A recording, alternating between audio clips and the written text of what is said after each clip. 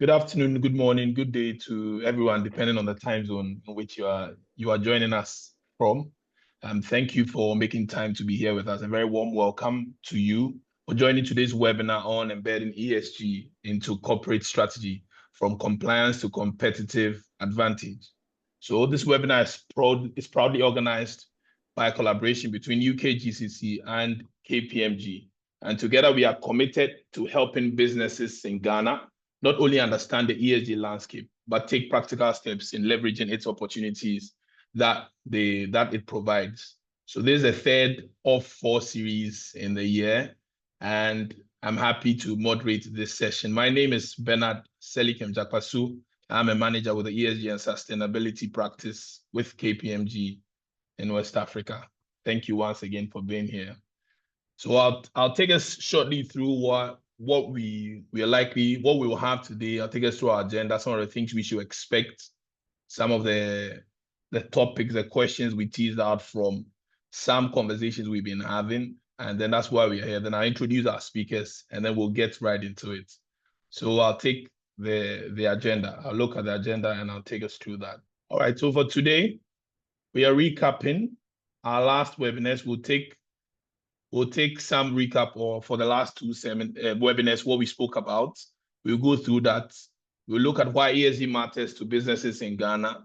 We'll look at the pathways to embed ESG into strategy. So questions on how do I incorporate ESG into my strategy that's already running? What do I do? What do I consider? How do I go about it? We look at some tools and frameworks, and then we look at practical case studies or practical lessons from businesses that are doing that, and then the advantages they are having. And then we'll have some question and answers. We hope that this is a very interactive session.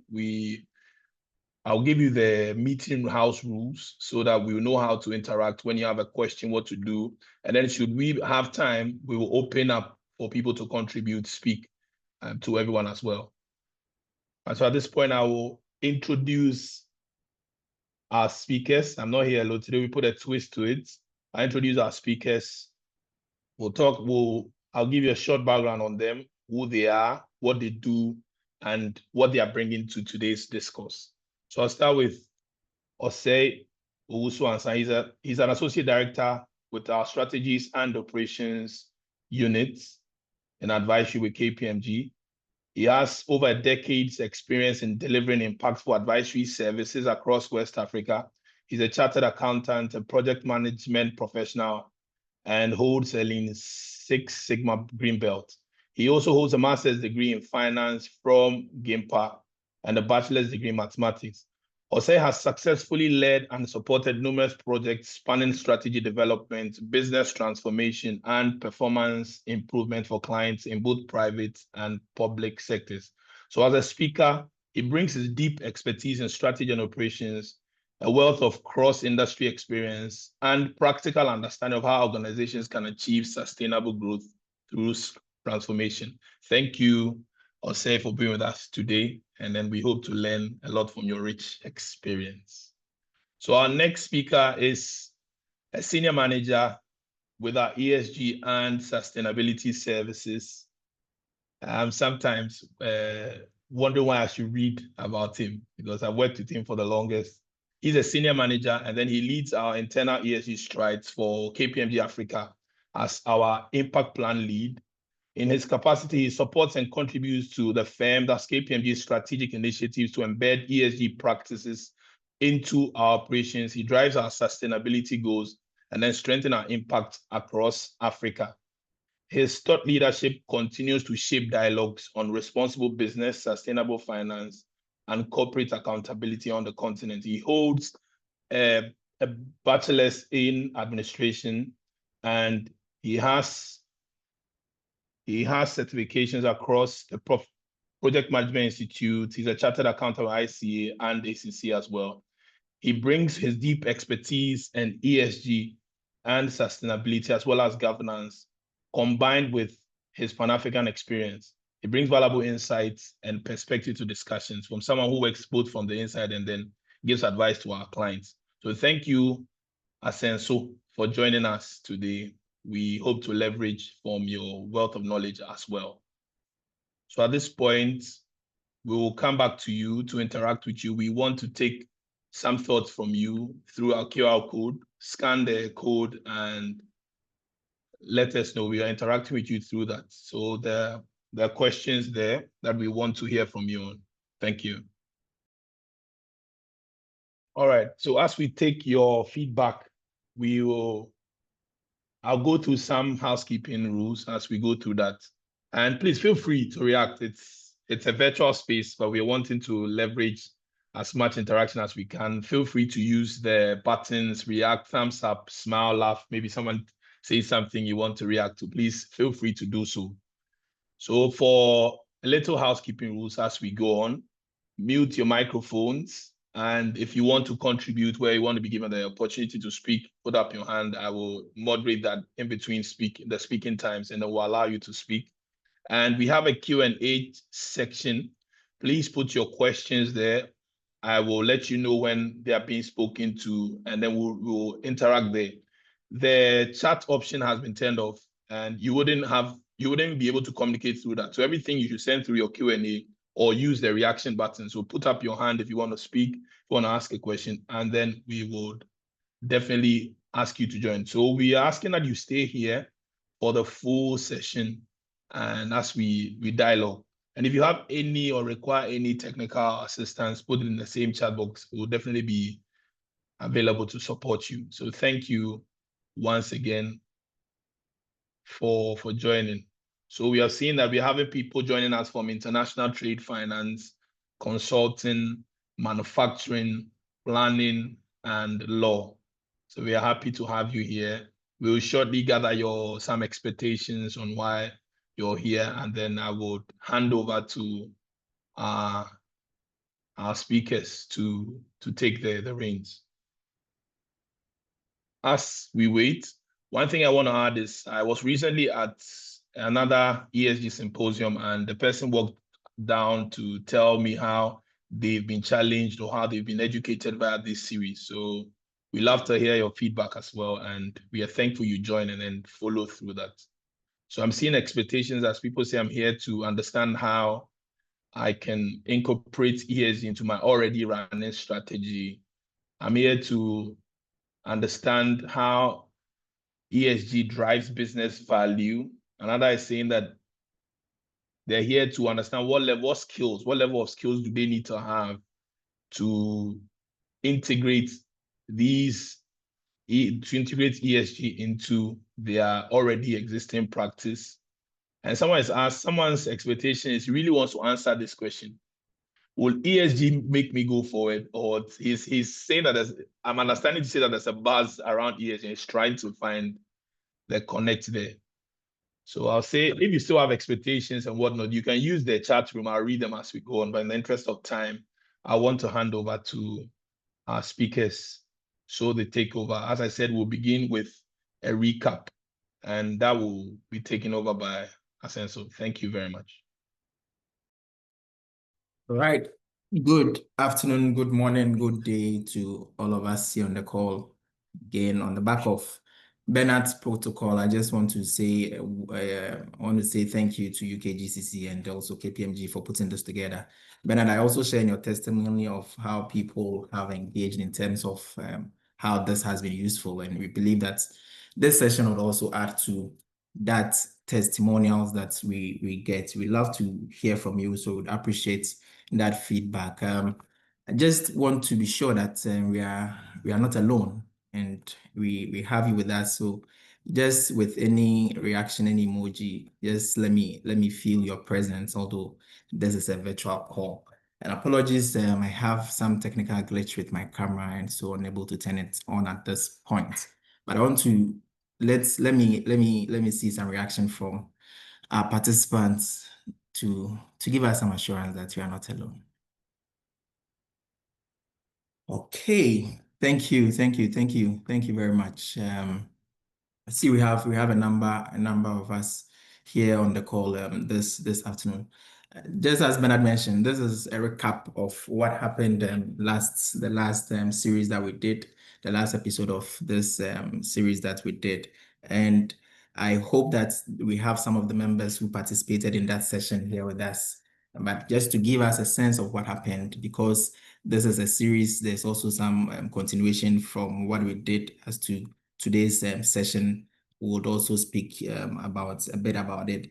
So the last session we had was on a topic, making ESG reporting work, turning metrics into meaning and then compliance into competitiveness. Today we are looking at how we embed ESG into our strategy so that we move from compliance to competitiveness. So it's important that we go back to that discussion that we had last time to say that do we as a business, do we as individual, as managers, as we stated in our roles profile that we have here, communication manager, risk manager, compliance manager, strategy director, and people working across all these companies and industries, do we want to stick to compliance or move from compliance to a higher level? And I think that is what that was the import of last session. There were some myth that we debunked or we tried to debunk, looking at one key one, which we discussed really was around ESG and the cost versus the value that you get on the time horizon. Yes, there's some discussions around the fact that this is a long-term game. And therefore, as you put things right, as you invest in this option, we shouldn't be looking at just the short-term gains that we'll be getting, but rather look at the long-term value that will accrue to us as a business. There are also some ESG reporting fundamentals that we introduced the participant to, which includes the fact that now there are so many frameworks, so many reporting requirements. I can imagine on businesses. I mean, we noted somebody from the international development finance space. As these financiers are giving us money to support us grow, it comes with its own requirements of reporting. Now we have IFRS, which is also becoming very topical. Ghana, for instance, by 2027, we are all expected to report according to this standard. I know that internally, most of us also have some reporting requirement to our stakeholders, different stakeholders that we deal with. So it can be burdensome if you want to just focus on the compliance and really not get something bigger and better out of this whole thing. We also looked at the fact that if you want to really turn your metrics into meaning, you need to agree on some key things that you are telling stakeholders, which made us discuss issues around materiality assessment. There are a lot of stakeholders that every business has. What is important to stakeholder A may not be important to stakeholder B. And therefore, it's important for you to, as you put out these reports that captures and project the metrics and the things that you are doing, you understand from the stakeholder perspective what it means to them and what they want to get out of this and be able to align accordingly. And then lastly, we also talked about one growing risk regarding ESG reporting, which is greenwashing. To say that, I mean, yes, because of this onerous requirement on us, some businesses are also creating ways of not doing this right, and that is greenwashing, where businesses either intentionally or not intentionally misrepresent or blow issues out of proportion around things that they do. And therefore, businesses, as we go about to do this, as we try to leverage this to create value for our business, we need to watch out for some of these things so that we don't fall prey and become a statistics to that. Because now increasingly, as reporting is becoming a requirement, regulators are also putting in the checks and the controls to make sure that businesses are not greenwashing in terms of putting out reports that do not align with the things that they are doing in-house. One key or some of the key takeaways that we landed on from the discussion was the fact that now we don't have an option as a business to report on our ESG metrics.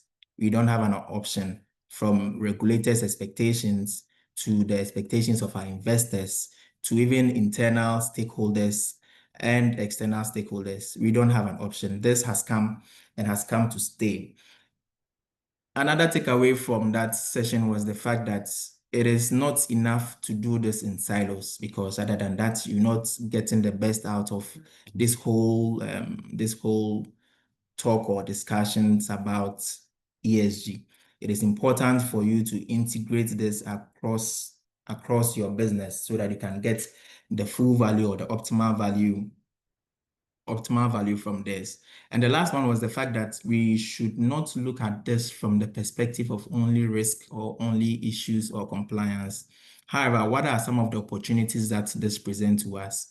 Now, stakeholders are looking forward to our ESG reports. What is the way that we project our brand, we project our businesses in a way to attract some investors, to attract talent for our business in terms of our workforce, to attract, some good deals for our business. So there's this mindset shift that is required for us to know that we are not doing this just for compliance. We are not doing this just to meet somebody's expectation, but maybe have another view of it, that how can I explore the opportunities that presenting my ESG reports also give me as a business.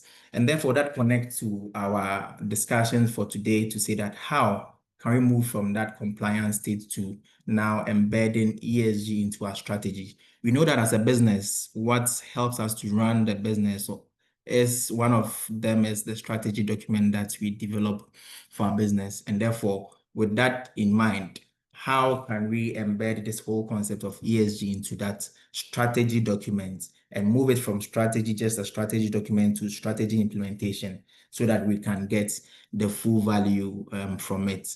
And that is what we're going to present to you for today. So this is a recap of our session the last time.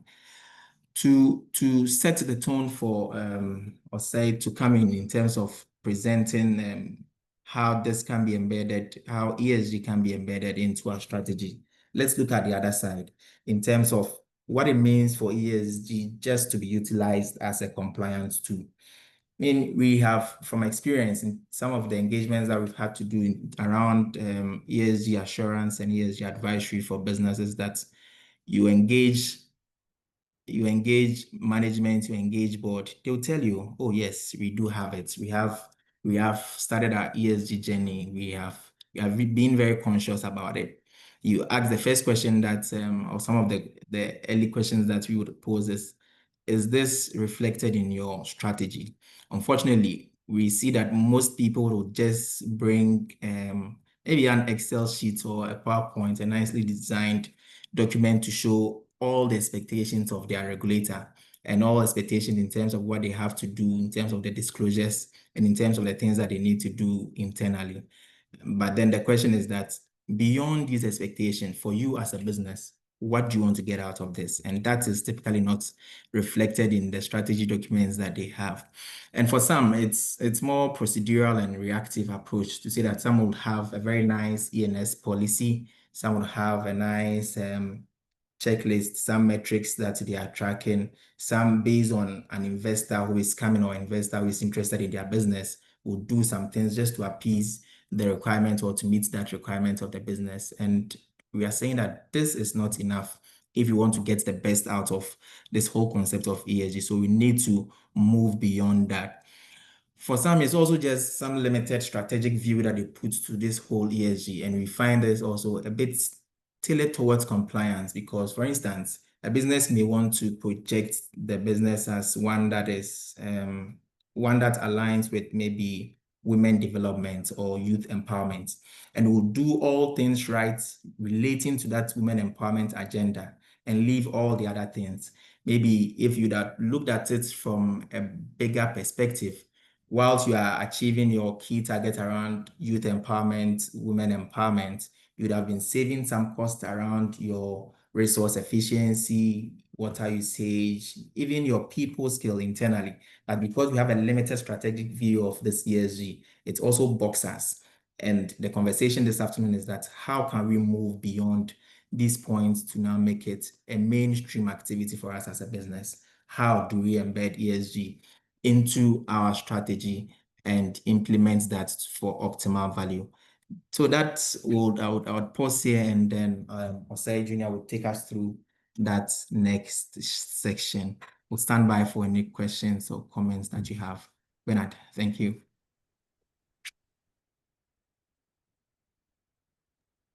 Thank you. Thank you, Asenso, for that. It was a good recap of what. All right, so I'll hand over at this point to Osei. Thank you very much, Bernard. And thank you very much, Asenso, for setting the tone. I think you've actually done my work for me. Someone asked a question at the beginning to say, should I think about just the compliance end of ESG, or I should actually move towards putting it in action? The simple answer to that question is you don't have an option than to put ESG in action now. We have moved from the point where regulators were convincing businesses to consider some ESG indicators in their strategy. Now, businesses who have decided not to consider ESG are being left behind. The past 5 years, I mean, when we think about COVID, when we think about what has happened in Russia and Ukraine, when we think about what is happening in America, what's happened in Israel and all these things have come together to tell us that we have to rethink what we considered as facts before 2020. What we knew to healthcare to be has changed. What we knew our supply chains to be, they've changed. Who we knew our customers to be have changed. I remember when COVID came and in KPMG, we had already put together a flexi work arrangement to ensure that people work from home sometimes and all. But then COVID struck and we had to stay at home. Now we got back from the lockdown and we realized that we had actually saved a lot of electricity in terms of electricity payments. What did that teach us? That taught us that this plan of having a flexi work arrangement could actually help us save energy. I always make a joke out of it to say that until 2022, where we all knew government securities to be risk-free investment, Ghana defied all principles of finance and told us that government securities are no longer risk-free. So that also taught us how to think about how we finance our business, who we consider as a supplier and all. And that's why it's important for us as businesses to understand that ESG is no longer a compliance requirement. ESG is the lens of ESG is no longer being worn by the regulator alone. Your other stakeholders and 3 of your other key stakeholders are wearing the same lens. Those who are providing you with finance are wearing that lens now. Those who are buying from you are wearing that lens. And those who you are playing in the same market or in the same industry with are also wearing that lens. So we want to look at why it's important or why we need to consider ESG as a strategic imperative in our businesses going forward. So first of all, we are saying that ESG helps us build trust. KPMG conducted a survey in 2024 where consumers are telling us that they will switch their product buying decisions to more sustainable businesses. Consumers are also telling us that if they recognize an organization to be ESG conscious, they don't mind switching from their usual supplier. So ESG has become a game of trust. ESG is how you build trust now. ESG is how you tell your investors, how you tell your consumers, how you tell your clients to trust you. So we are saying that ESG, not just from the reporting end, but from how you embed it in your operations, tells your clients that you are transparent. It tells your clients that you are accountable, and it shows them that you have ethical leadership. Your clients are also going to improve their trust in your brand. So the survey also indicated that the trust for brands, employee retention, and operational efficiency improved for businesses who had adopted ESG. So like we are saying, it's no longer a checkbox arrangement anymore. It's no longer a regulator requirement. It is what you have to do to win and thrive. Now we are looking at how it unlocks access for sustainable capital. Investors, those who are providing funding for businesses, are now looking at how you run more sustainably. If we know BlackRock is the largest investor in the world, right? And BlackRock has a lot of limited partners who provide funding for investments. Initially, investors were just interested in the ethical checkbox, just make sure that the business you are investing in meets our ethical requirements. Investment philosophies did not focus so much on ESG. And what about ESG they considered more was just the ethical end. Now, the limited partners or the investors who are putting money in these private equity and other capital market providers are saying that don't just tell us who these businesses at the beginning. Tell us what they intend to do. That's the pre-investment assessment. Tell us what they intend to do from a sustainability standpoint. When we've put our money in there, tell us what they intend to do from a sustainability standpoint. And even after we've left, after we've exited the business, after we've taken our capital out, they should tell us how they are going to remain sustainable. And BlackRock is saying that they are going to reallocate their investments in the near future once they see that you are not meeting their sustainability investments. And this is not just limited to large investors. Smaller investor groups, even providers of grants, are looking at sustainability now. So it's not something you can afford to live unless you are saying that you have your own money and that's how you're going to operate.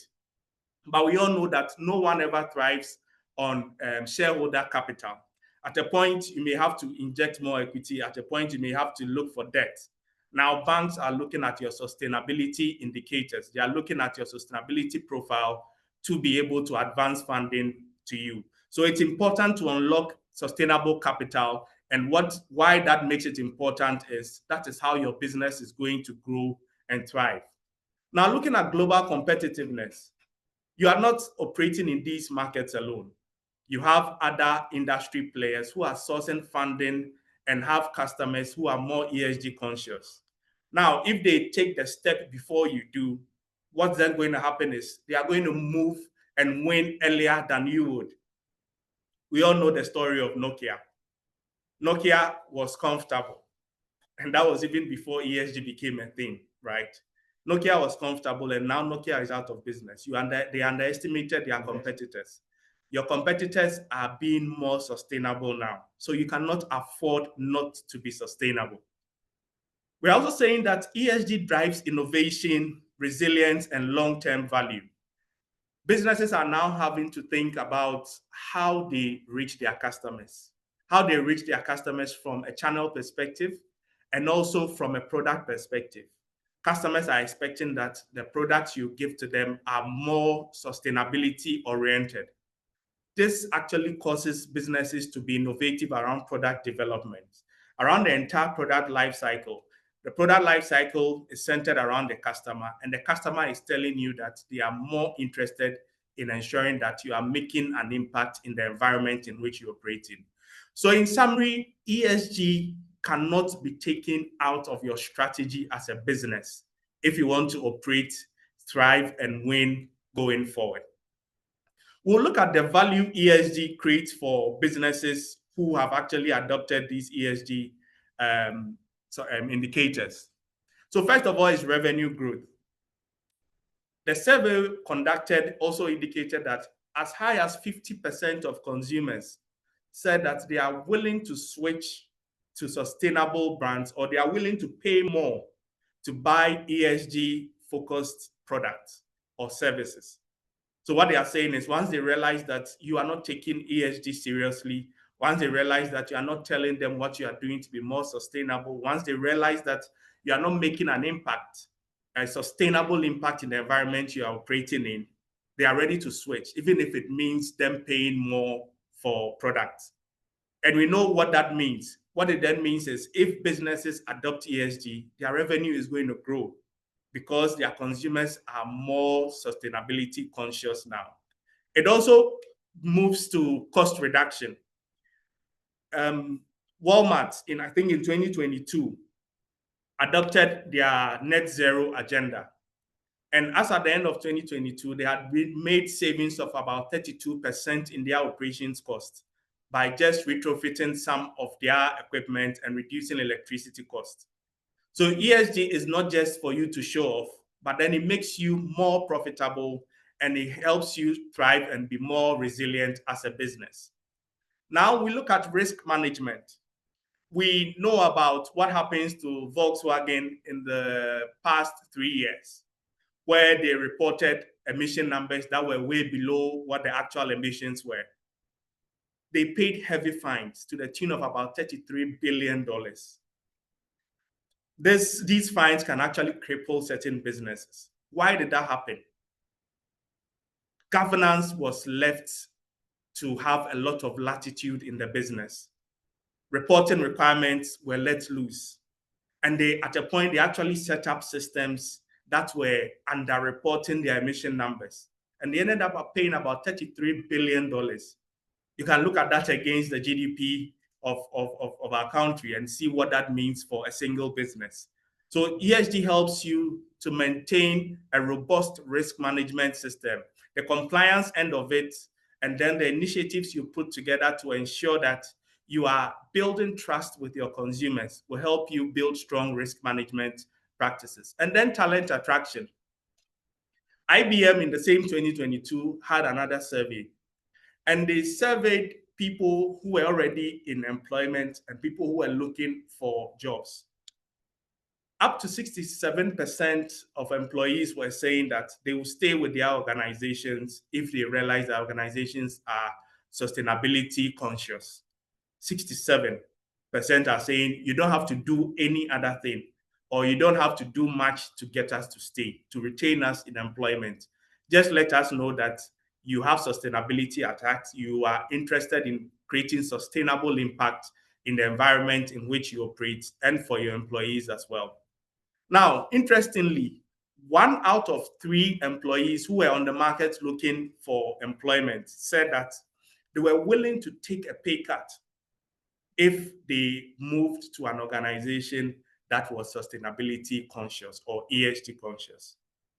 This is how serious it is to say that for an employee to tell you that I'm willing to take a pay cut once I know that my employer is interested in ensuring that there's equity in recruitment. Once my employer has my well-being at heart, once my employer is trying to save the environment, trying to reduce emissions by having flexible arrangements, I'm willing to take a pay cut to join that employer. So these are some of the values you are able to derive, or the value you create within your business once you take ESG and sustainability-friendly initiatives within your organization or within your strategy. Now, we are going to move into looking at how we embed ESG within our businesses, or what are some of the pathways we can consider in embedding ESG within our businesses. And at this point, I'll hand over to Bernard to engage us on, let's get some views or some suggestions around how you think we can embed ESG into our businesses or our various sectors in which we operate. So Bernard, please take over. All right, thank you, Jose, for that electrifying lecture on that. I picked 2 things, and one of the things that if you're looking for something to do to edge your competitor, try exploring an ESG way, because if 50% of consumers are willing to jump ship or pay more, it's an interesting point to start with. Now, I also see the Volkswagen 33 billion fine. That's the capital somebody's busily praying for their business to skyrocket. So that means the absence of this in our businesses costs us more than an arm and a leg. So thank you very much on that. At this point, we are looking at how we're engaging, and I will welcome anyone who wants to speak or who wants to put a question there for it to be spoken to. How do you think we should embed this? What do you think we should do? Looking at your own business, looking at your own startup, looking at your own initiative, looking at your own company that you work in. What do you think are some ways you can begin to embed ESG into your corporate strategy? So I'll do that for like 2 to 5 minutes, and then I want to hear from you. Thank you very much. All right. So I think people are warming up. They'll definitely come. I'm sure maybe you'll say something and then people will have the, this is what I wanted to say. Right. So please take over. That's fine. That's fine. And I hope we get to hear more views as we move along. Now, in embedding ESG within our organization, we want to look at what the strategy of an organization means, right? The strategy of an organization is basically saying that how do we ensure that our business model and operating model are aligned to be able to achieve our financial objective? And by business model, it literally means how do we do business? How do we engage with our customers? How do we engage our stakeholders? And how do we reach these customers through our products and through the channels through which that are more convenient for them in doing business with us? So what we are saying basically is to embed ESG in your organization, you have to look at it from these lenses, these two key or broad lenses. Your business model. How do you ensure that you have an ESG focused or ESG centered business model that shows your customers that you are looking at not just reaching them with your products, but you're looking at reaching them in a more sustainable way. We are looking at your stakeholders. Some of your stakeholders may be interested in may not be the products. What they are interested in is you telling them how well you are doing in ensuring that you are creating sustainable impact. What kind of channels are you using to reach your customers? So we can move on to the next slide. I'll look at in how we embed ESG in the business model. So I spoke about the customers and markets. And here we are saying that we integrate ESG by developing sustainable products and services. Sustainable products here means, so for example, if you are into fast-moving consumer goods, if you are into the production of certain foods, you want to understand how ESG is embedded across the value chain, the production value chain of these products. If, for example, you are buying chocolate or you are into the sales of chocolate, you should be interested in how your cocoa is sourced because your consumer is interested in that. Do they adhere to fair trade principles? Are the cocoa farmers using children who are supposed to be in school, for example, to work on these farms?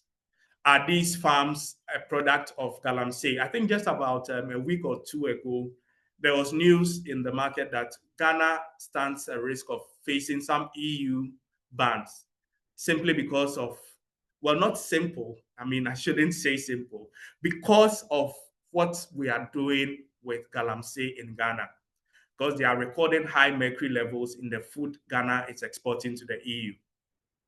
That is sustainability, because it borders on health and the sustainability of the environment in which we operate. So how do you ensure that the products and services you are providing to these customers or these clients has ESG at the heart of it? And you want to look at that across the value chain, from production to transportation to storage, to the point it gets to the final consumer or the last mile consumer. How do you ensure that sustainability is embedded across? How do you segment your market to identify those customers who prioritize value, sustainability, and ethical principles? Because it's important for you to understand your customers. It's important to understand who you are selling to. That even determines how you drive your revenue models around some of the products you are producing. How do you adopt sustainable marketing that promotes transparency about ESG commitments and product lifecycle management? So now certain products come and they tell you how exactly the raw materials that were used for these products, they tell you on the labels how we sourced these raw materials. Teams work for us as consultants, we do work for our clients, and we have to tell our clients how we are ensuring that we are embedding DEI principles within our framework, how we are impacting the society in which we operate, what kind of corporate social responsibilities activities are we undertaking. Our clients, our consumers, and even our investors are interested in knowing this. Now, for our shareholders or stakeholders, they are interested in knowing the frameworks that will ensure that their broader interest is reflected. The money they are giving you from a stakeholder perspective, the CSOs, they want to know how you are running sustainably. The providers of your funds, they want to know how you are running. And here your stakeholders include your regulators. Regulators started knocking on our doors long ago. And now they are not relaxing. as we are embedding it within our strategy, they are also looking for new ways to ensure that there are tighter reporting requirements, that we are adopting sustainable measures in protecting the environment, protecting employees, and ensuring we are returning sustainable value to shareholders. They also want to establish sustainable, they want to know how we engage them to build trust, how we engage them to tell them what we are doing. So if you look at the annual reports of some financial institutions, or most financial institutions now, you see they report on the impact they are creating through ESG. We also want to embed this by ensuring that we have the right partnerships with NGOs, with government, with social enterprises to address systematic sustainability challenges. We are not just looking at ourselves internally as businesses. We are operating within an environment. How do we ensure that we play our part in the environment by partnering or collaborating with the right institutions and agencies to ensure we contribute our quota towards making the environment a safer place to live? So when you realize, or if you've realized, some of these businesses, especially in the fast-moving consumer goods, are looking back at where they are sourcing their raw materials and not just paying monies to farmers, for example. They are looking at how they support these farmers to also adopt sustainable practices so they can have a sustainable supply chain in the long term. So for stakeholders, it's also important for us to look at how we embed ESG initiatives to ensure that their needs are met. Now, in our channels and delivery, we walk around and we see businesses throwing flyers around in traffic. Is that what our consumers or our clients are looking for now? Our clients are looking at how you run sustainably. What kind of sustainability initiatives are you running? Are you running a paperless operation? Are you still paper-based? Are you still working to your clients as a consultant, as a business, with printed booklets? Are you still going around with complimentary cards with no QR codes where people can just scan for you to limit the number of cards you give out? People measure how sustainable you are by appearance. So they see you are coming in to speak to them, you have a capability report or you have a proposal printed, bound, 5-6 copies, when you could have actually just had a QR code where they can scan and have access to the documents you are bringing to them. We're also looking at using digital ways. So digital doesn't always necessarily mean sustainable, because consumers and stakeholders are looking beyond you just moving from paper to digital to say that the information you have in digital form, how are you using it? Are you using this information responsibly? Aside how you are using it, how are you protecting the information they've given you? How are you protecting this information from going out there or from it being used for other opportunities or other options which were not the original intention for collecting that information? So across your business model, it's important, and your employees or your consumers are looking at how you address their needs through their products and through the channels you reach them in a more sustainable manner. We'll look at how we embed ESG from an operating model perspective, and Kofi Asenso will look at that in a minute. If Kofi, you are on, you can take on and then look at how we can embed ESG in the operating model of our businesses. All right, thank you. Thank you very much, Say. That's a good foundation in terms of our business model, and definitely that drives and that influences a lot of things that we do on the operating side of the model. I mean, once you have set and embedded some of these things across your customers, your markets, your stakeholders, your channels for delivery, as a business, you cannot say this and then do otherwise. And therefore, it's important that as we look at embedding it into our value chain of our business model, in our operating model, this ought to reflect. And it starts right from depending on your industry, the business that you are doing, your value chain will differ. But we believe that these 5 thematic areas should run across most of the businesses that we run. And therefore, in your core business process, how are you considering or how are you integrating ESG into the discussion. Now, ESG has most businesses have moved it from just an operational talk to the boardroom to strategic level.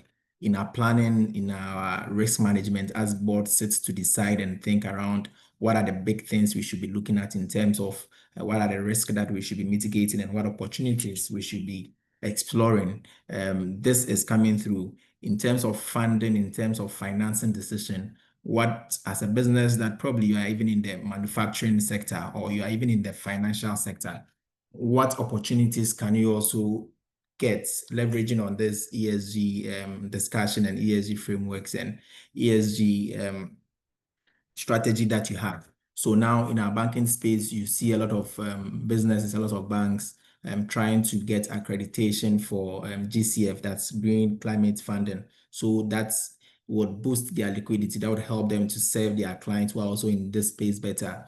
In our manufacturing sector, there are a lot of discussions around circular economy, where businesses are looking at how they can turn waste into wealth. And we are seeing a lot of things cut across different businesses to do things better. So looking at your core business or core business of process, what are some of the things that you can do better just to go beyond compliance? Because if you try to limit yourself to compliance, you miss the mark. And as we said in the beginning, there's the risk side and there's opportunity side. As a business, as you sit to strategize around your business process, even the things that you do, just as Jose mentioned, for us here at KPMG, we've learned some lessons from COVID and are now looking at or now implementing, have implemented this flexi working hour that we are seeing so much savings in terms of energy, in terms of some resources, even in terms of the appeal and the impact that we are making to our employees around these things. So check your core business processes. What are some of the things that you can change, you can tweak to align with these some of the points that we have discussed there. The next thing is also around our technology and then operations infrastructure. Again, now we are having discussions around resource efficiency. Most buildings that are coming up now, those high-rising buildings are considering EDGE certification. What can I do better to position even my infrastructure so that I do not have to pay much in terms of my energy use, in terms of my lighting? Are you considering some solar installations in your business? In terms of the infrastructure, are you looking at maybe harvesting some rain for you to reduce your dependency on Ghana water or your dependency on our grid? What are some of the infrastructure that's support your business that you need to change? What are some of the technology that you can leverage on to make work efficient for you? Now there's OneDrive, there's cloud workspace, so that you don't need to now go and have a whole data center. Explore and look at how you can, within your technology and within your infrastructure space, what can you do to make things better or to bring this whole discussions of ESG to life in that space. Governance and risk. Governance is at the heart of ESG. I mean, there's some proposition that why we should probably call this ESG and GES or EGS, just to make the governance part of it profound, because all these things rests on the governance piece of that. How do we strengthen our board? If you remember, I mean, a couple of years back here in Ghana, in terms of our financial sector crisis, from the reviews that came up, a lot of things hanged on governance in terms of our internal controls, in terms of our third-party risk and all of that. What can we do to make our governance better? What are the accountability framework that we are putting in place to drive this? And we have seen that these businesses are doing by appointing some individuals to really champion sustainability. So now you have roles like Chief Sustainability Officer, who has that responsibility to drive these things that we are talking about in the business. Some businesses are also not choosing to create that as an independent role, but also update some job description to have it. But in any ways, the point is, what accountability framework are you putting in place for your business so that these things that we are talking about becomes a reality for you. In terms of your risk management for whatever business that you are in, as we define risk, so far as you have an objective, then there's a risk that you are facing. And this risk, you'd have to mitigate it, or you have to look at how you even optimize that risk now to get some opportunities out of that. If you are not looking at these things, if you're not intentionally looking at these things, you would miss out, just as we have for the red car theory. I mean, if I'm to ask how many of us saw or met a red car today, we may not get many people answering. But I'm sure if I told you that maybe today I'll ask you about red cars, so be on the lookout for red cars. You'd see the number of red cars you'd have noticed on our road today. And that is the intentionality that we need to bring to these discussions around ESG. You need to embed it in your governance, embed it in your risk management as you are building your business, or as you're looking to enhance and get some competitive advantage for your business. People and culture, as we say here, people are our greatest assets, and you can only build a firm that is sustainable when you have the right people in place. So even issues around your succession plans, and there are reports that have showed, especially for our Ghanaian-owned businesses and some of our SMEs and MSMEs, how lack of succession planning causes most of our businesses not to be sustainable. As a business, what are the key roles that you have identified that you need to build successions plan for? These are some of the discussions that, as you are developing your strategy, as you are looking at your people agenda, as you're looking at the culture for your business, as you're looking at sustainability and ESG, you should consider in your strategy. What are the strategies that you are putting in place for succession plans, for key skills or key roles that you have in your business? What are the competencies of your employees as at now, the people that you are working with? You need to look forward to a firm of the future, or a future workplace that now a lot of discussions around AI. Are you building the competencies of your people to be ready for that? If not, you will lose out, just as the example that was cited with Nokia. You need to have people think and really come up with creative and innovative way of doing business and doing things right. And that's when you look at it through the lens of ESG, and especially our people and culture perspective, it helps you to put that in perspective. Now there's diversity, equity, and inclusion. I mean, you need to have a balance of people. I mean, there's wisdom in diversity. You need to get, even on your board, even on your management group, who are the people putting together the strategies for you. And I'll tell you a story of one that we helped the client to do recently. And I was so pleased that the client would have what they called a next generation. So the next generation will be a group of young people who they will charge them with the responsibility of come up with a strategy, because we know that you are our targets workforce, our target customers for the future. What would you want to see? What would you want to get? What's the value that you think this product line should bring to you?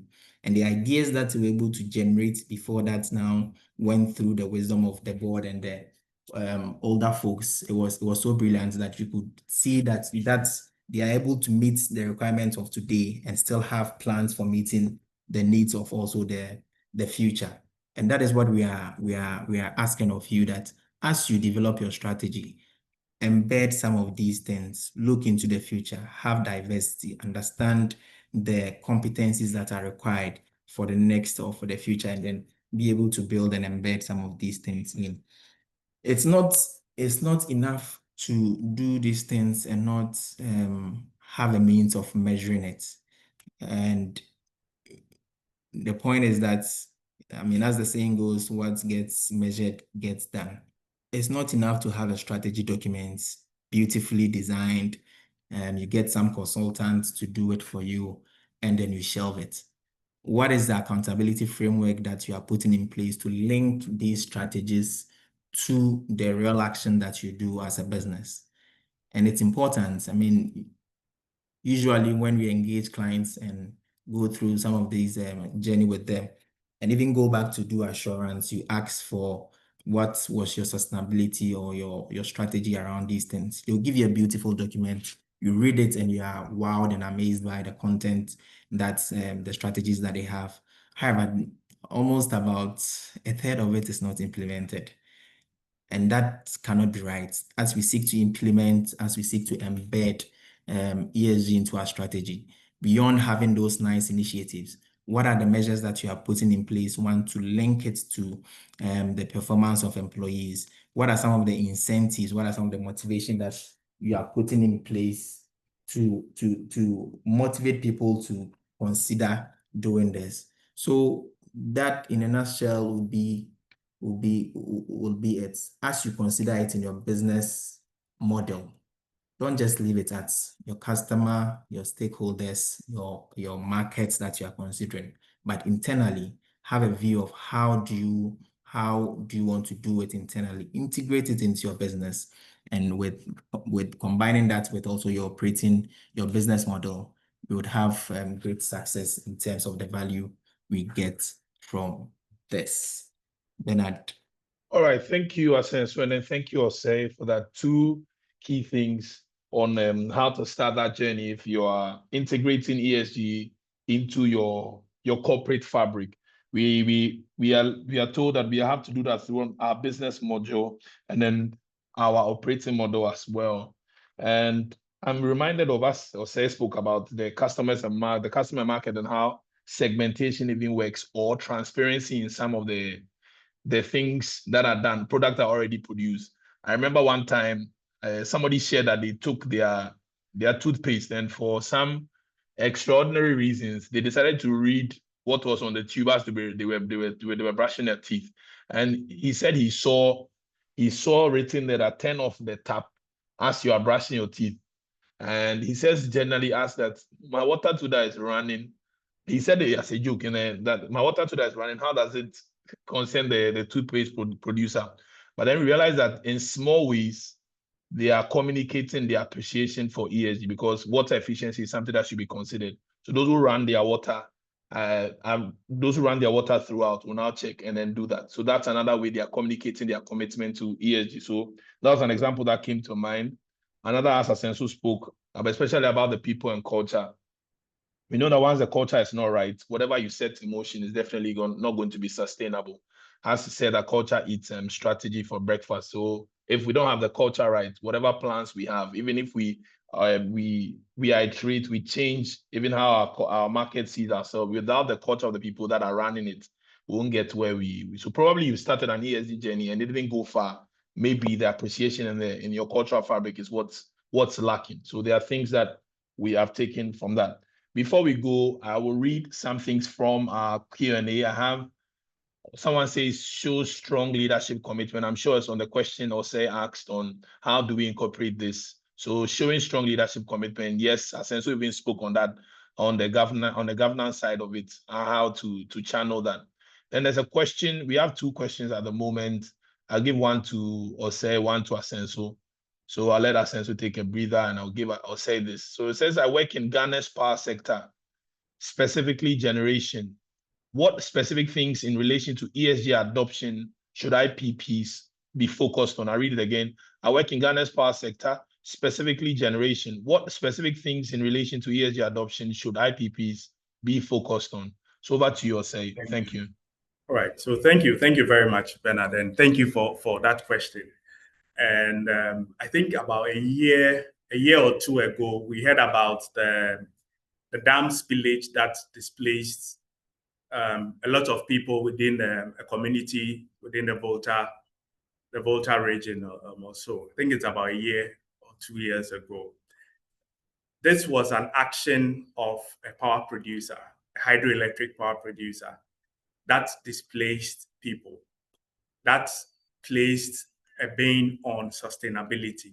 People's livelihoods were displaced. And when we talk about people being displaced, we are not just talking about where they sleep. We are talking about what they do, people's farms, people lost livestock. These are sustainability concerns which power producers are going to be interested in. So for an independent power producer, and I'm guessing for independent power producer, you are probably doing thermal. One of the key things that will be important is for us to look at how we ensure and drive efficiency in our emissions. That's important. And then also how we ensure that the people, the community in which we are operating, they trust us and we are giving back to that community. The third thing would be how we look at our financing model going forward. So from an efficiency perspective, we want to look at it from two ways. The world is going renewable, right? What are our current transition plans towards going renewable? We know that we may not be able to generate power the way we are doing it now if we want a more sustainable world in the future. How are we planning towards ensuring that we generate power in a more sustainable way by looking at renewable energy options? So Ghana has the energy transition framework. Do we have an internal framework that is aligned with that framework? There are a couple of global standards on energy transition. How do we ensure that our standards are aligned with these global standards? And even as we are operating as a thermal plant now, or as a thermal producer now, with the emissions we have, what can we do to ensure that these emissions are reduced? Are there certain efficiency upgrades we can undertake to ensure we reduce these emissions? How do we ensure that we dispose waste, which is very important within efficiency? And how do we also ensure that we are reporting back to the people who provided the community in which we are operating in? How do we ensure that we are reporting back to the other key stakeholders? Because one of the key things for an IPP is your funding model. And we have mentioned clearly that various providers of funding are looking at your sustainability metrics. So you cannot afford not to take ESG seriously. So how are you reducing your emissions? How are you engaging your community? How are you giving back to the community? And how are you reporting to your various stakeholders to, one, to build trust, and two, to ensure that you are preparing yourself to receive more sustainable and affordable funding to be able to stay in business as an IPP. So that would be my response to that. Thank you, Bernard. All right, thank you. Thank you, Osei, for that. And thank you for going through that. So I get from the sense that he spoke more on the social commitment, your environmental responsibility, as well as how your governance arranged, and then the transparency. Thank you for that. And that helps in considering even an industry, any industry you operate in. So that's great. We'll take the second question, and that will go to Asenso. So Asenso, I read the question, and then we'll welcome your reflections and answers to that. So it reads, which sectors need ESG trainings the most? Does it have something to do with a specific sector? I read again, which sectors need ESG trainings the most? Does it have something to do with a specific sector? Thank you for your question, Eunice. Asenso, please take over. Thank you. Sure. All right. Thank you very much, Eunice, for that. So my simple answer is all sectors. I mean, all sectors need to build their capacity and their knowledge and understanding of this concept of ESG. I mean, nonetheless, I think that for some specific sectors, for instance, the ENR, energy, natural resources, because of the nature of the business that they do, we mentioned that you need to always, as you try to embed it in your strategy, look at the value chain of your work. Per the nature of the work that they do, this is something that they really need to do. And for us, it always starts with the materiality assessment to see that what is important to me. So for instance, for a sector like banking, maybe they may not be so much involved in trying to understand issues around the environment and all that, but their social element will be heavy because the customers they deal with, the employees that they are engaging in. For a business like mining, definitely need to understand the environment because of the risk, the high impact that a simple mistake or an issue can generate for you, as well as the social part, because mining and these power generation and all these oil and gas, because of community engagement. Community engagement is a key part of, or should be a key part of your ESG agenda, and therefore some understanding of that is important. For manufacturing, for agribusiness and the likes, there are a lot of discussions around circular economy now, because how can you convert your waste to wealth? It's so important how so we went to a client, that's it's a manufacturing client. It produces biscuits, and as we engage them around their circular economy initiative, I mean, they told us a beautiful story of how, because they averted their minds to this concept of circular economy. Now, as they produce the biscuits, the waste that comes off it, they use that to bake bread, and that bread is not sold. It's bread that is consumed by the employees or the people that come to the company. And we had opportunity to taste that bread, and oh my goodness, that's a biscuit bread. So the training is good. You need to understand what your value chain is and what are the key things that you need to know to be better at what you are doing, and then focus your training agenda around that. But we all need to understand this, because again, it speaks to sustainability of our firm. It speaks to the sustainability of our firm.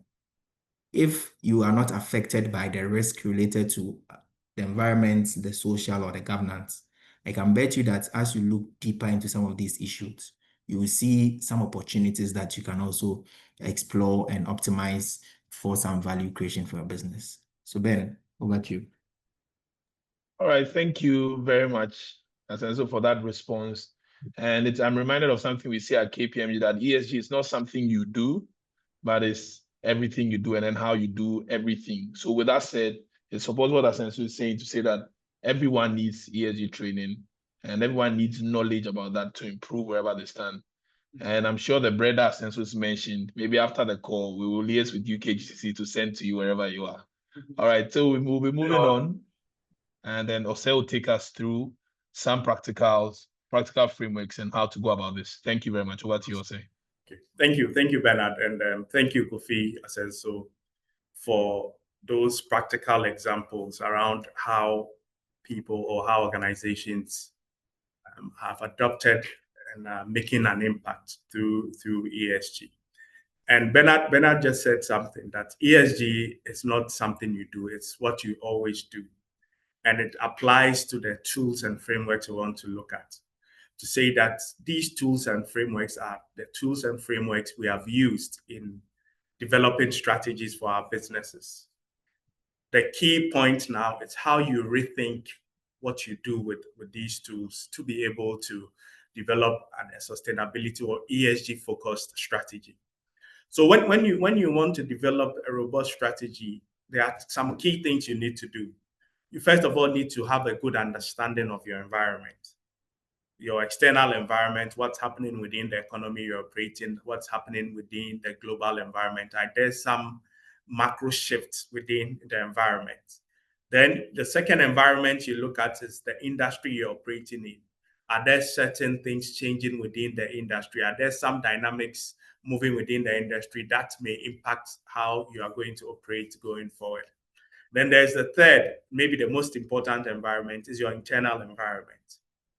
What processes are you working with? Which people are running these processes?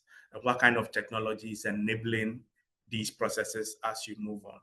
So the frameworks and the tools that we've used in the past to assess our environment are the same frameworks we are going to talk about. But how do you look at these frameworks more from a sustainability standpoint? So if you can move on to the next slide, Kofi. We are looking at assessing our environment. And for the macro environment, we all know our pestle analysis, our political, economical, social, technological, legal, and environmental analysis. This has always had ESG embedded in it. How do you ensure that you have an ESG focus in conducting your pestle analysis as you undertake your environmental scan. There are some examples we've given around DEI concerns, for example, where there are some bans in some US states who are considering aligning the state regulations and maintaining inclusive hiring practices. When Trump came into office, the first thing he said was, the only gender America recognizes is male and female. Full stop. These have DEI concerns and DEI implications. What does this mean for your business, depending on what you do? There are environmental regulations that are changing every day. Ghana, like I mentioned, has the energy transition framework. There are some energy subsidies which you can actually enjoy by adopting some practices within your business. How are you able to use your pestle analysis to understand what is changing from a macroeconomic perspective in your environment from a sustainability standpoint for you to be able to critically assess and come up with some priorities that will help you thrive and win in the future? We also look at our industry analysis, as I mentioned, to say what are some of the benchmark ESG practices that other players within the industry are adopting. Are there some emission standards you need to adopt to? And are your industry players, even though there are emission standards, is there a certain threshold they are operating within? Because if your industry players, if there's a standard for emission and your industry players other industry players are playing with below that standard, you cannot afford to go above that because your investors are watching, your stakeholders are watching.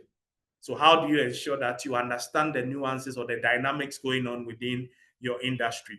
What are some of the best practices from a sustainability perspective? Are there some ESG and CSR practices being undertaken? Are there some DEI? Are there some governance practices? In the past, I'd gone for meetings, and the first thing the foreign clients ask us is, oh, I see only males sitting here.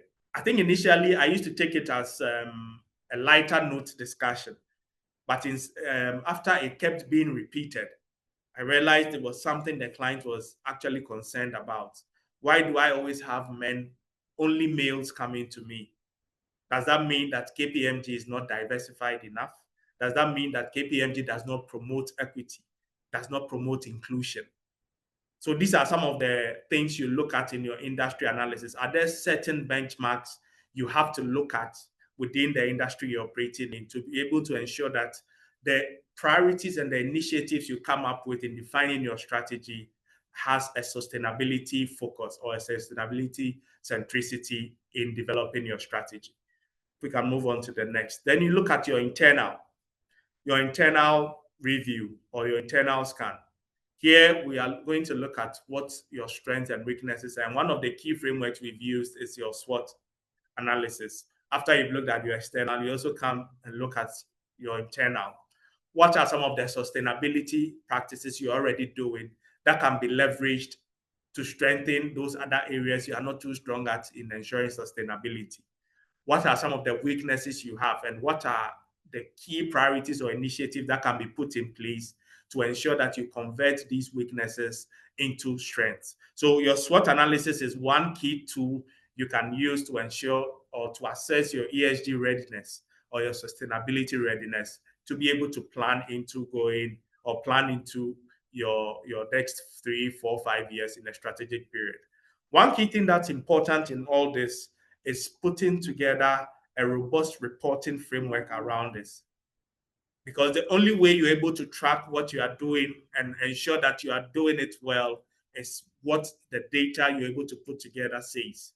Data is what provides evidence to what you are doing. How are you tracking this? Do you have clear, robust KPIs that will be able to track the actions under the initiatives you come up with in tracking your strategy? So in summary, you assess your environment through 3 key ways. You look at your macro environment, and here we are saying that you can leverage your pestle analysis to be able to determine what sustainability measures or sustainability dynamics are in your environment to be able to ensure that you factor that in your ESG or in your strategy. We also look at your industry And we are saying that you conduct your peer or your benchmarking analysis, which you already do in your strategy development. But now, how do you ensure that you have an ESG or sustainability focus? Internally, how do you leverage your SWOT analysis to be able to ensure that you are looking at your strengths and converting those weaknesses you have into definite strength for the organization? And how do you have a robust and a sound reporting framework, which is smart enough to bring out the evidence of what you are doing to ensure impact? So we'll look at some case studies around how some organizations have done this, and Kofi Asenso will come in and take us through those case studies. So Kofi, please go ahead. All right, thank you very much, Junior. Thank you for that. Indeed, we need to use some of these framework that we understand already to make these checks and have an approach to embed ESG into our strategy. So just as Jose mentioned, we will look at some case studies and some lessons. And here, just to drive home the points that we made around the levels of our business strategy, looking at financial outcomes, our market, our stakeholders. These are some companies that there's publicly available information, so we put it out here. We don't have the right over these images. It's Google images, but then they've put out some ESG reports that we can glean some examples from to drive home the points that we have made today's discussion. For instance, around our financial outcomes and strategic ambitions, as I mentioned earlier, now most banks are looking out for how they can support their liquidity position and cash flow positions with some funding. So sustainable finance is one big thing across the financial sector now. And it's not just banks. We've seen other businesses in other industries, SMEs, our SMEs, manufacturing companies, all looking out for startup companies, even looking out for funding. And there are some good stories that Fidelity, the likes of Fidelity, the likes of EcoBank have gained. And it wasn't an easy journey. It was an intentional journey, because even to get to access some of these funds requires you to do a lot in-house in terms of how have you embedded this whole concept of ESG into your business, and do you have the right pipelines to channel these funds when you receive it. This required them to put out some ambitious strategy around what they want to do internally, as well as what funding or what opportunities they want to explore. And it's something that we can read about to bring home the point that once we are intentional about this and do the right things, some financial outcomes would accrue to us as value and as benefits, and that will be a competitive advantage that we can take from. The next is on our markets. If you look at the story of MTN and then also Safaricom, because they are all in the same space of telecom, it tells a beautiful story of how these businesses identified a niche that they have plugged in, talking about financial inclusion. Now, if they tell you the value of Momo Ghana Limited, you'll be surprised. I think that if we are to do even a small test right now amongst ourselves, that how many of us use Momo as against our bank accounts, you'd be shocked.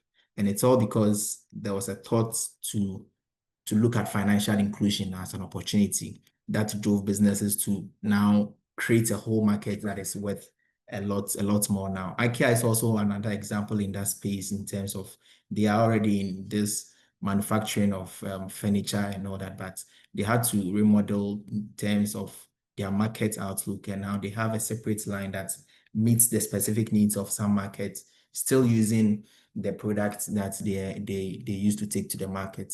And it's important that as we learn from these lessons, we are also able to apply it to our side. For brand and positions, I mean, if I don't know, this is also an open story around Casapreco's brand Awake. I mean, if I have an option, because of the branding that Casapreco has done with Awake, to say that for every Awake bottle or every Awake water that you take. A percentage of that is sent to support our cardiovascular section of our health system. That by itself appeals to some businesses or some individuals to go for that brand. And we put this tin tomatoes Lavange. My French accent is not good as Bernard Japasu, but if you drive through Accra, you see a big signboard for this business that also says that for every purchase you make, some of these things are going towards our education for the less endowed students. So people are leveraging on this as a branding mechanism to showcase what they are doing and then also what supports they are giving to society.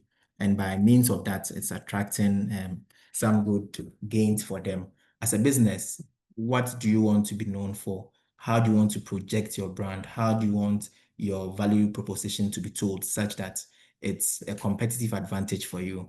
And that is what we want to communicate with some of these examples. Similar for customers, customers and channel. I think we've discussed the Safaricom and the MTN story already. For core businesses, there are a number of businesses that have had to look at their core operations. Sometime this year or last year, we joined some call that Ghana Stock Exchange hosts for the listed entities. And Benso Oil Palm Plantation tells a beautiful story of how they've had to relook at their core business operations in terms of what value that they can leverage on this whole discussion of ESG to get for themselves. Because of the huge plantation that they have, I mean, they're able to leverage that to get some funding, even now discussing carbon markets and what they can also sell to that market to get funding. They look at how they even some renewable energy solution for them for their plants. They look at how they can turn the kernel that comes out of their products into something else. That is circular economy. So once you take a deep look into your core business processes and operations, there's definitely something in there for you that you can tweak to get some value or some competitive advantage for you. Governance structure and risk. Now we see a lot of banks, a lot of institutions that have set up specific desk, specific committees, specific governance structure, or even appointed specific person who are leading the charge for these things. And that is getting them some traction, some mileage in terms of even client engagement, in terms of stakeholder engagement, in terms of funding that they are getting. And as a business, I think we should also be able to look at that. On measure and incentives, there are a lot. If you check on our internet, you would see a number of businesses putting out ESG reports, putting out impact reports, putting out sustainability reports, even before it becomes a compliance requirement. And all these things that businesses are doing has some intentionality of what they want to get out of this. And as a business and as representative of a business as we are on this call, I think it's imperative for us to take a second look at our business, a second look at the things that we do, a second look at our strategy model, a second look at our business model, a second look at our operating model to say that what do we want to get out of this and how can we intentionally embed them into these things so that we can optimize the value and create a competitive advantage for our business. Bernard, I'll pause here and pass it over to you. All right. Thank you very much, Asenso. And then thank you, Osei. I like something that has run through that you can see elements of everyday business being re-echoed with an ESG vision. So this brings to mind that ESG is indeed in everything we do. It's about time we give it the necessary focus to drive its value home. So it's as we've journeyed through our discourse today, I'm reminded of something that's in the business of business is no longer just business. The business of business is also the responsibility for our world. Someone defines sustainability as leveraging today's gains without hampering tomorrow's potential. So all these come to tell us that we can still leverage the business values we want, as well as protect the environment, people for tomorrow. And one thing I'll say is, sustainability is no longer about doing less harm. First, that's how sustainability was viewed, but it's about doing more good. These are sayings from key people in our industry, and we have to leverage that as we go on. So at this point, I'll read the question. I'll leave it to Osei or Asensu to answer. Maybe the first answer will go that, and then I'll come back to you. For people asking on how to ask their questions, there's a Q&A chat box. Use that and put your questions there, and then we will speak to that. Also, if you're joining in now, we've been speaking about how to embed ESG as in our corporate strategy.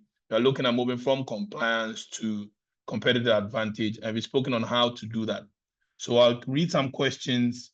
I'll go back to our speakers, and then I'll come back to us. So the first one, okay, Eunice comes back to say, thank you for the response, Mr. Sen. So it's an eye-opener on the question on who needs ESG training the most.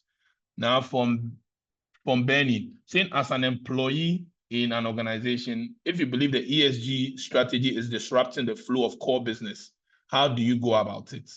I think this I'll give to Osei to speak, so that Senso will come in after, since he just spoke. Okay, so Osei, over to you. Okay, thank you very much, Bernard. And that's an interesting question.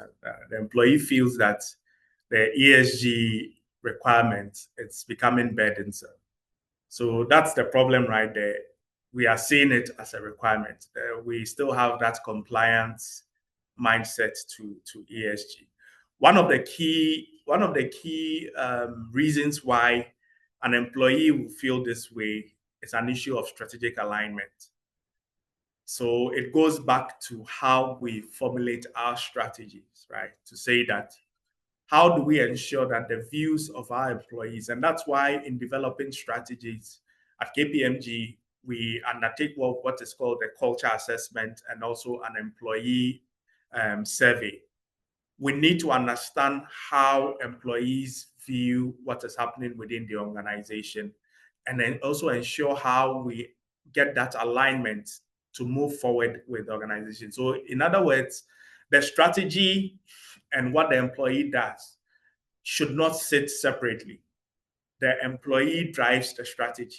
I think Bernard said something earlier to say that culture eats strategy for breakfast.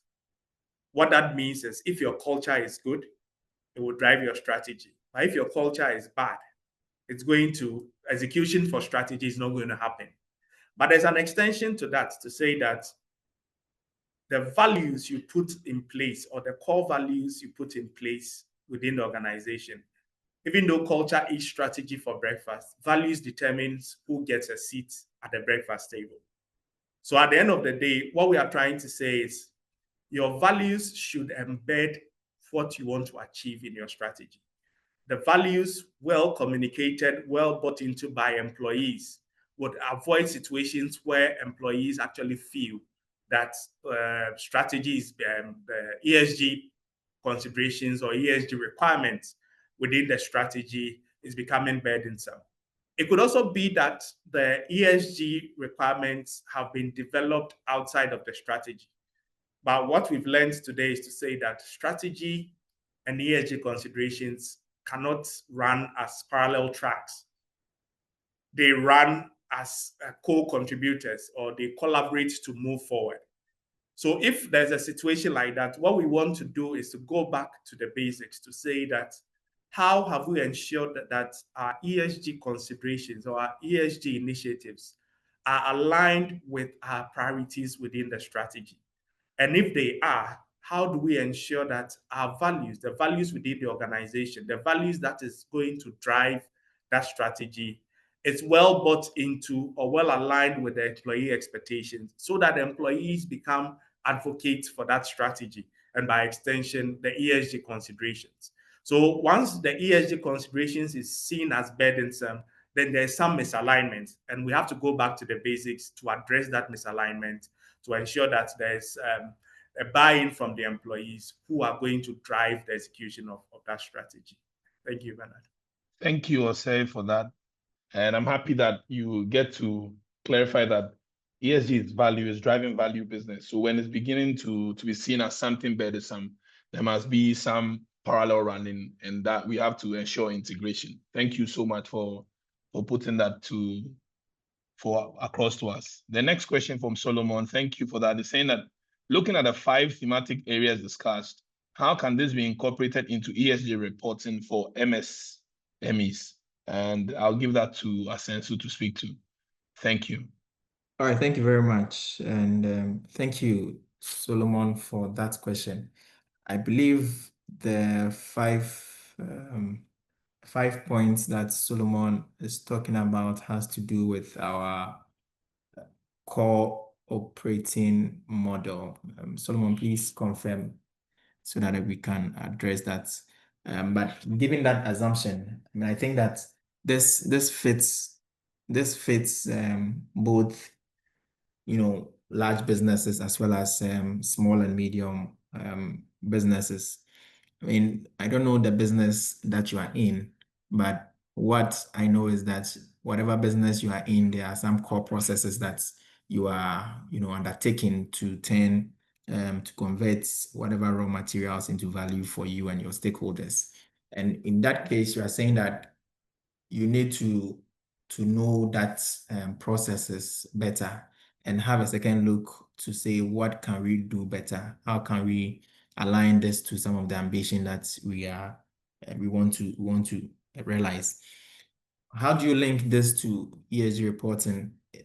I see that as a part of the question that you posed.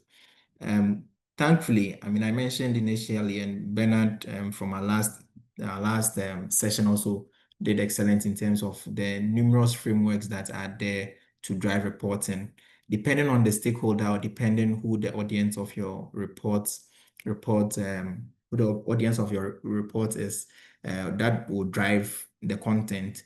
But every good sustainability or ESG reports ought to demonstrate to the audience how you are not just having a strategy, but you have embedded this into your core businesses. So people would take maybe some case studies or some highlights on what they were doing. For instance, around resource efficiency, for instance, around energy usage.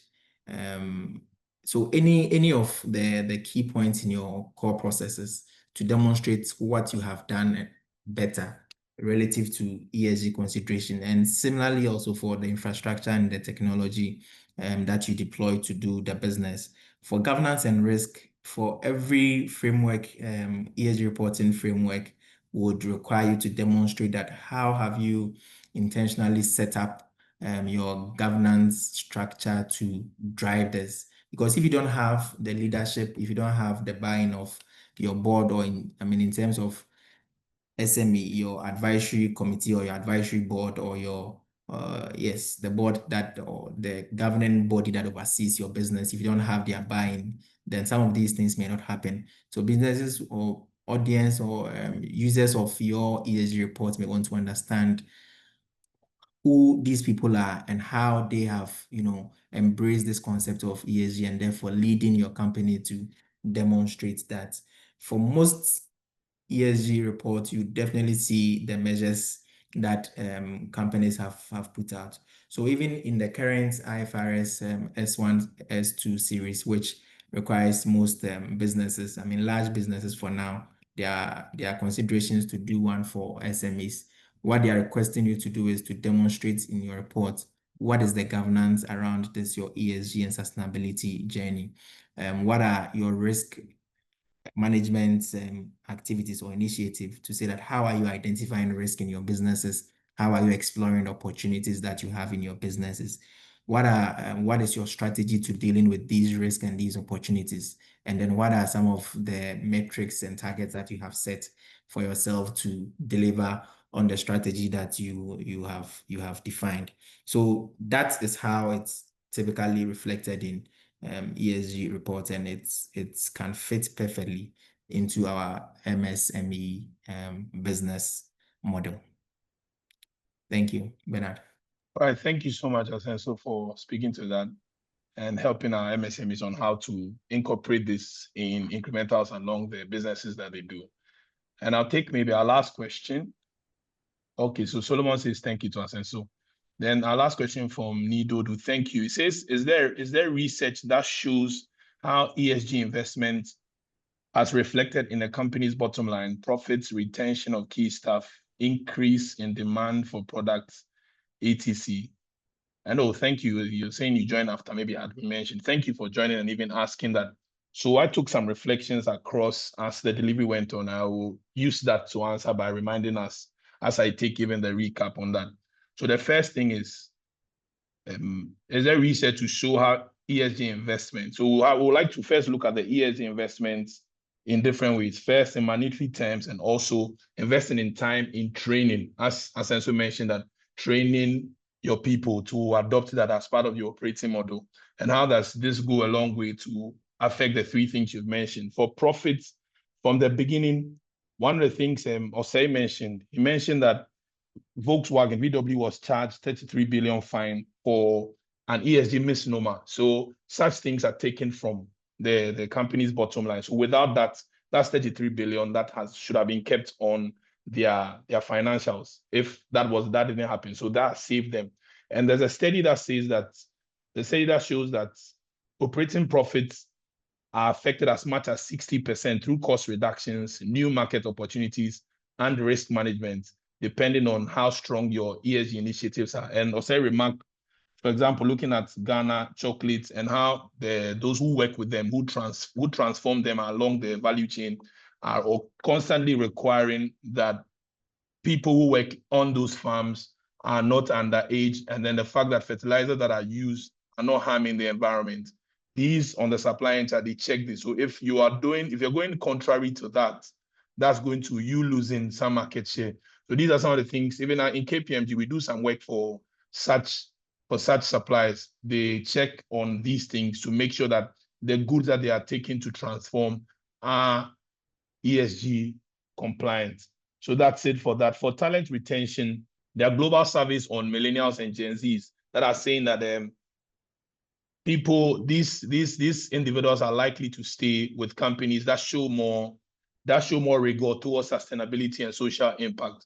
So, for example, Osei remarked on talent retention when COVID hit, and how when returning to the office, people now value and are willing to take pay cuts, given that they are given these flexi working schedules. Then you speak on customer demand and brand value.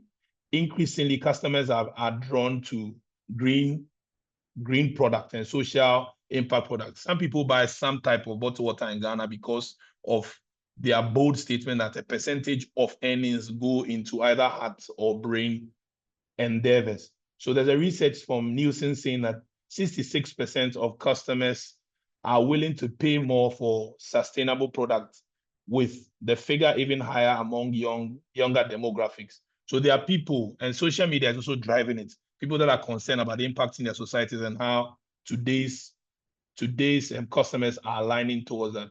For access to capital, Osei spoke about that a lot, that there's a lot that's driving cheaper capital for even some SMEs.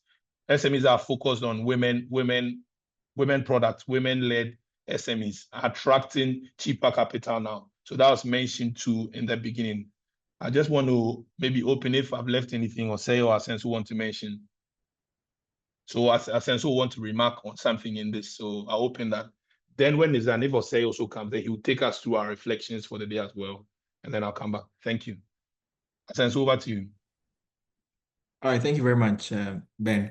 So I wanted to point Mr. Ni Dodu to Ghana Stock Exchange. So Ghana Stock Exchange is doing an excellent work where they have this series called Facts Behind the Figures, where they engage different companies to tell their story of how they have leveraged on this ESG to get value for their business.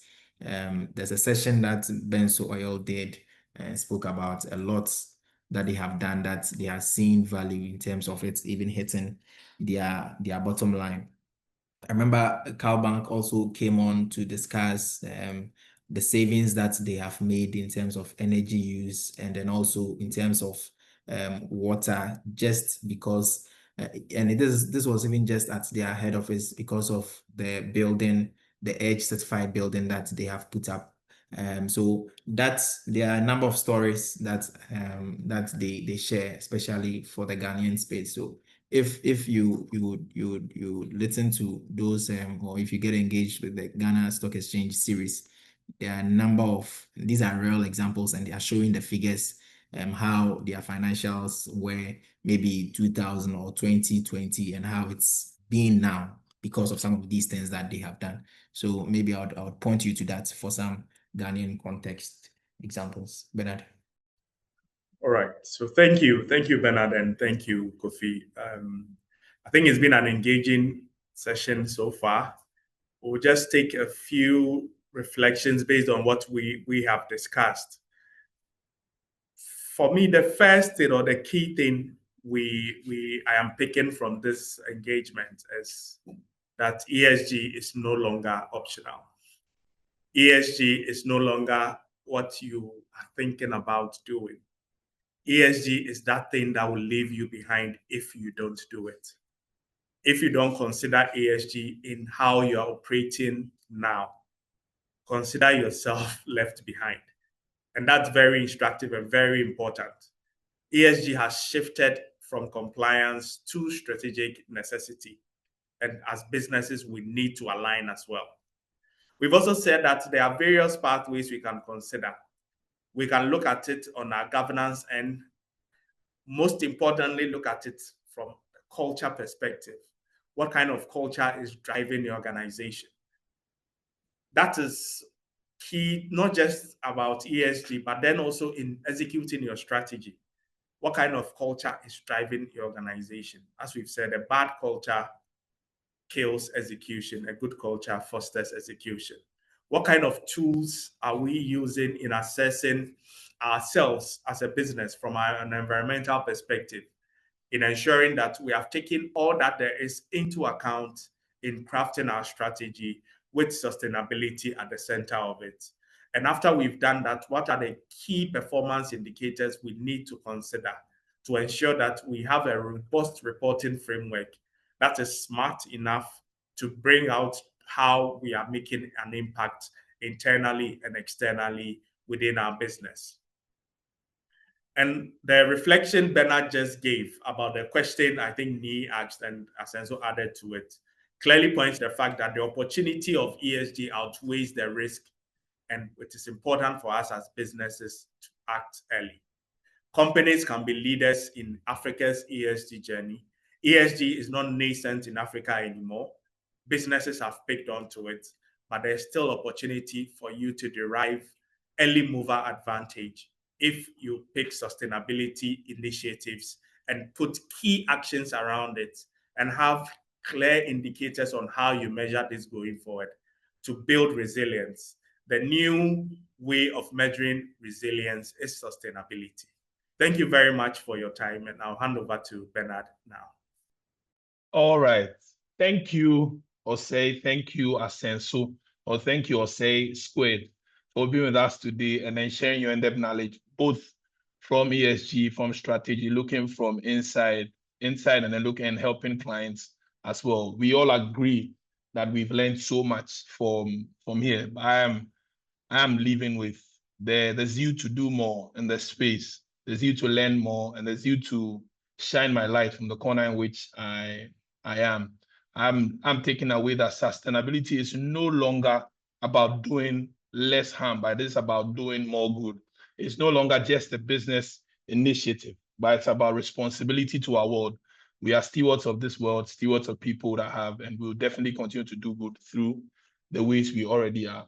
So I want to thank UKGCC and KPMG for their wonderful collaboration that continuously bring this knowledge our way. We are thankful that you have spent a good 2 hours with us. We are happy that you were here, and thank you for your engaging questions.